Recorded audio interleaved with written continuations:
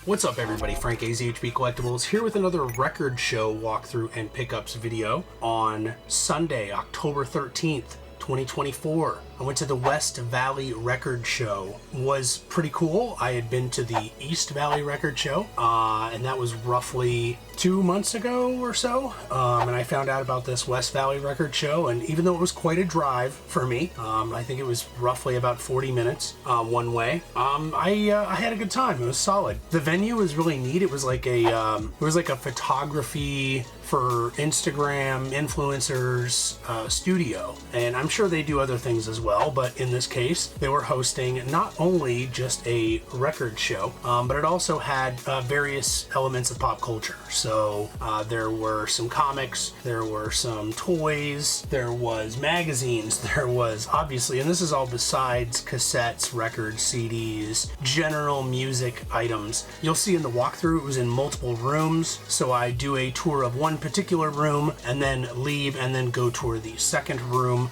so make sure to check both of those rooms out. The walkthrough is fairly quick because it's not like I have like showcases, for an example, to scan, and I'm not gonna flip through every crate with a camera in my hand. So, you know, I skimmed as much as I could. I got as much of it as I could. It's definitely not a super long walkthrough, but it is giving you a great opportunity to see what it looks like at the West Valley Record Show or similar record shows. So that being said, if you enjoy these walkthrough and pickups videos, please hit the like button and subscribe to the channel.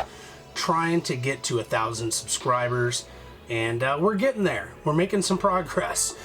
Your help is definitely appreciated. Tells the algorithm that this is quality content and I'm providing a quality service and you like it, and it's free, so thank you. That being said, let's get to this walkthrough. Once I'm done with that, we'll come back. I'll show you what I picked up at the show, which includes records, a cassette, some magazines, some VHS, and some toys. I did not expect to get such a wide variety of things at this show, but I did anyway. So yeah, you'll see soon enough. Let's get to this walkthrough. I'll see you soon.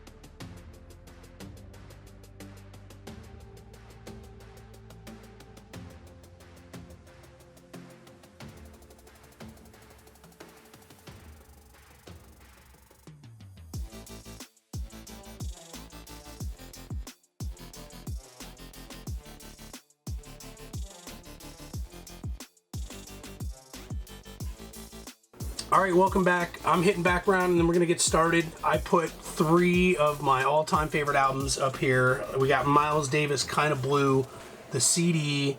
It's a legendary album. It's got the little promo sticker on there, so cool. Got a cassette tape of some trash new metal that I'm very fond of because I grew up with in high school. $3 bill, y'all, Limp Bizkit. And, of course, Enter the Wu-Tang 36 Chambers from also legendary Wu-Tang Clan. Great background, a pretty wide variety. I just picked some stuff at random. We got some jazz, we got some new metal, and then we got some 90s hip hop rap. So, yeah, let's go ahead and get started. So, I think I'm just gonna start with this cassette tape. I got this from sibilant.records, and this is nostalgic for me. The reason is because I had this cassette tape when I was a little kid. I was, I don't know, 7, 8 years old, with this in the boombox, singing along with the songs as best as I could figure out the lyrics of. And I absolutely loved this album. And I played the hell out of it on this style of cassette tape. So it takes me back. It's in pretty good shape. I don't know, the cassette itself is in kind of rough shape, but like, what do you expect? But it takes me back. I spent a lot of time in front of this album and memorizing lyrics, because I used to sing R&B. If I know some of you are probably like, what the hell? But yes, I can sing some R&B. Big shout outs to sibilant.records, by the way, for the good deal on that. That was a whopping $5 to take me back to my childhood. I think I pretty much still know that entire album by heart, which I don't know. I'm not a big R&B guy, so don't ask me how I do that. All right, next up we got a bunch of records from Mylomine Records.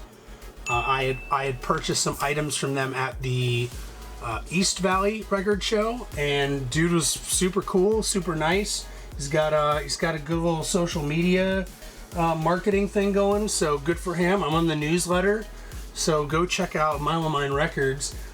He had a 4 for $10 area, which blew me away because I never expect to see, like, I don't know, I never expect to see like underground 2000s hip hop in the 4 for $10 section, but there is some LP. We got the remix, original, and a clean, or I guess they're all clean on one side. We got the remix, original, and original dirty of Dead Weathermen and Dead Disney. So cool. I like LP. I'm fond of some of his music more than others. I'm hit or miss with his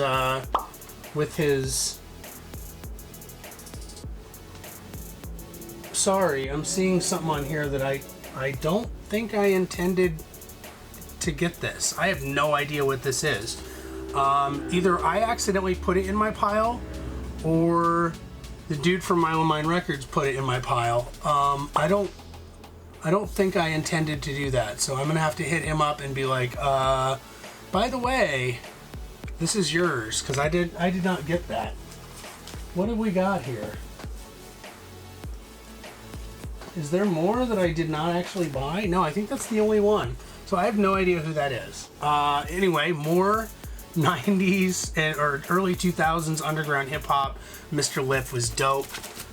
Definitely a part of that same LP and Aesop Rock crew. A New Man theme. Pull Out Your Cut. And Phantom. So, I don't know, we got some cool stuff on here. I'll listen to Mr. Lif, I like him.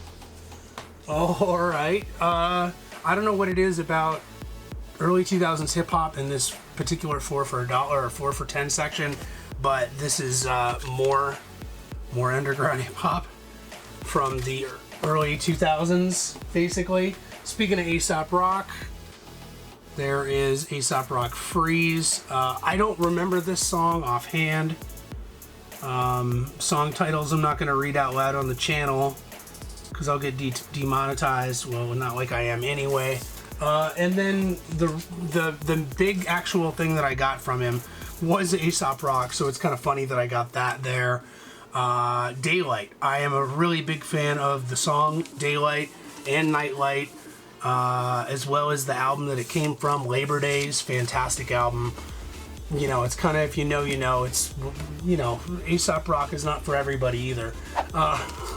So he's kind of all over the place. Definitely original hip-hop style. So I also did not buy anything from them, but they gave me this cool pin, and they were really, really nice. Dead Wax Records. So I'm going to put that on this video anyway, just so I can give them a little ding down here. And then, yeah, so thank you for the pin. Even though I didn't buy anything from you, I'm sorry. Alright, and then next up, so yeah, we got the two items, the two dealers here. Next up, I ended up buying a bunch of stuff from this dude. Cool Comics and Collectibles. There is the info. This dude was really cool, and he just happened to have like a really, really wide variety of things that I am into and I like. So, starting off, one of my all-time favorite movies on VHS, Jacob's Ladder. Fantastic. Tim Robbins in this film is absolutely amazing. And many of the creature designs influenced Japanese horror, including the creators of Silent Hill, the video game as well. So, which I'm a big fan of as well. So, great movie. Everyone's favorite Christmas movie. Had to pick that up. More VHS. Good old Die Hard. I like physical media, what can I say? So I know I'm going to a record show and I'm picking up some VHS tapes. But hey, physical media, gotta love it. Die Hard 2. So Die Harder, that's pretty cool. And then I'm gonna move these over.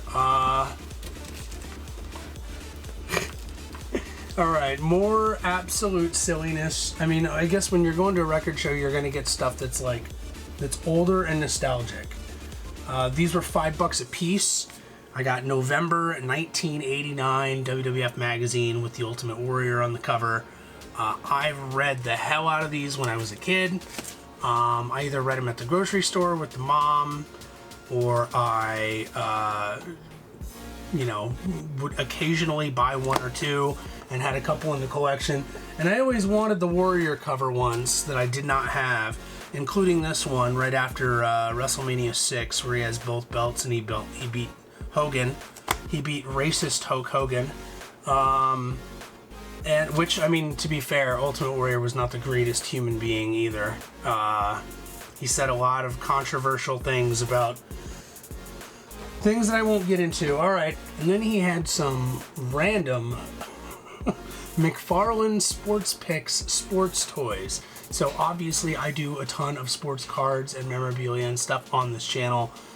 So it's not out of the norm for me, but it is definitely out of the norm for going to a record show and buying sports toys. So here we have a Brett Favre. I don't know what series it is, because this is one of those where it doesn't tell you what series it is and you have to look it up online. I think it's 2008. 8th year producing it, but it doesn't say what series. I'll put it on screen. Doesn't really matter anyway to most of you who are watching this video, because you're into records, I'm sure, and music, which is why it's extra funny that I also got this. Troy, Brett Favre's a Hall of Famer, even though he's kind of a garbage human being. This I got because it's got Troy Polamalu, the absolute amazing actor in the Head and Shoulders commercials, and also just so happens to be one of the most legendary defensive backs of all NFL history. So I don't care for Matt Hasselbeck. I take these out. I don't care about the packages. I take them out for like display purposes so that I can like show up a card with them or something. And so I don't know what I'm going to do with the Hasselbeck. I'll give it to a Seattle Seahawks fan that I know, and if he throws it away, it's on him.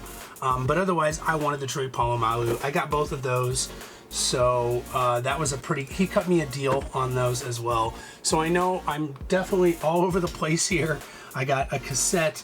I got 6 records, but I meant to only get 5, so one of those I'm gonna have to give back to him with the next show. And I got 2 WWF magazines. I got 3 VHS tapes. I got a cool pin. All over the place. I did not expect to get anything but music at the show, but I guess it was. I'm like the perfect audience because I collect everything. So, you know, what can you do? Hopefully you enjoyed this video. If you did, please hit like, subscribe. Trying to get 1,000 subscribers, as I mentioned earlier in the video. Yeah, if you want to see more of my collection, I post it on Instagram, Twitter, and Threads 2 to 5 days a week, depending on how busy I am and how many videos I release. I am pretty bad at doing anything but Instagram, to be honest, and and YouTube, of course. Instagram and YouTube being the mains. But thank you very much for watching, you guys. I really hope you enjoyed. Love you. See you in the next vid. Peace.